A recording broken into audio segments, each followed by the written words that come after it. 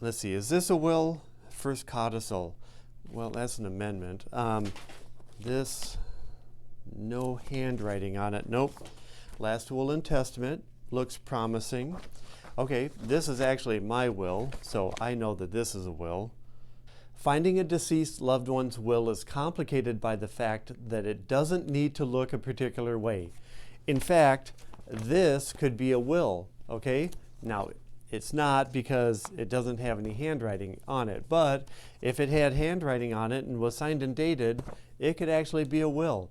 Now, this happens to be a will, so they can look in different forms, and it doesn't have to be that size. I'll tell you a story about that later.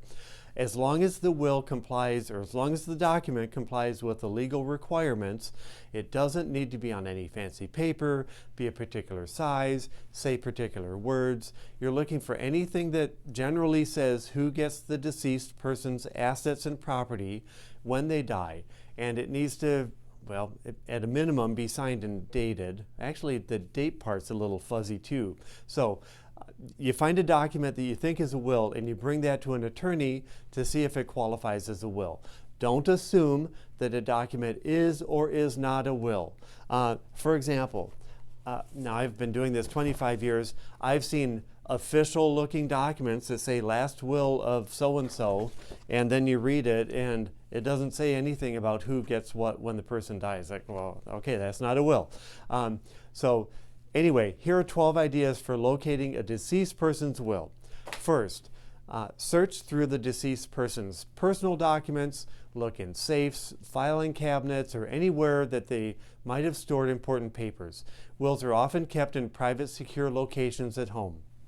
Second, talk to family members, close friends, advisors. These individuals might have knowledge about the existence and location of a will.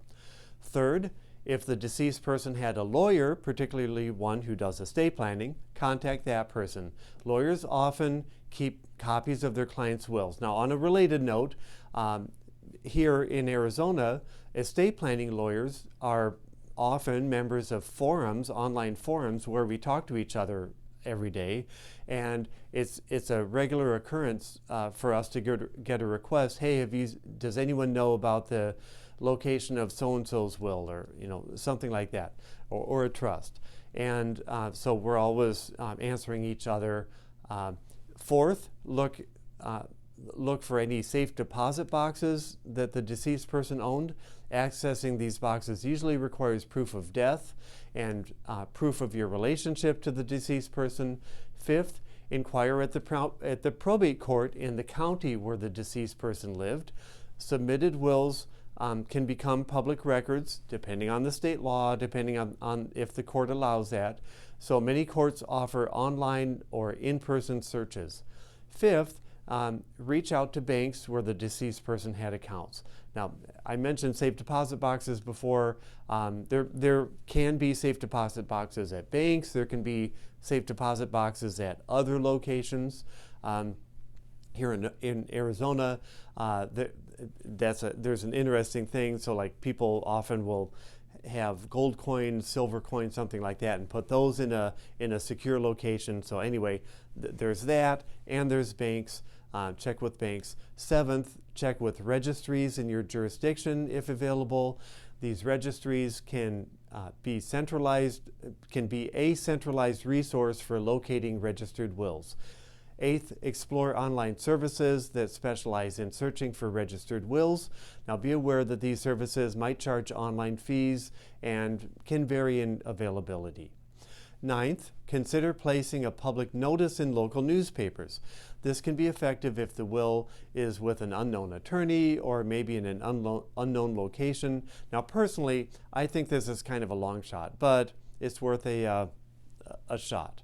Okay, 10th, professional estate search firms can be employed. These firms can have expertise in locating wills, but typically require payment for their services. 11th, explore other locations like properties owned by the deceased person. Check with financial advisors, the personal safe in the home, kind of think outside the box, so to speak. Now 12th, speaking of thinking outside the box, I've been an attorney on 2 cases involving documents that you wouldn't normally think of as a will.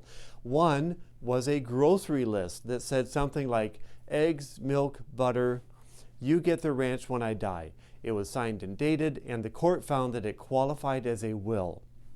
Okay, finding a will can be a complex process, but it's essential for proper probate or proper estate administration. So you can use these strategies that I just listed to ensure that you've conducted a thorough search. Thanks for watching, and if this video was helpful, please give us a thumbs up. And for more guidance on probate and estate planning, subscribe to our channel.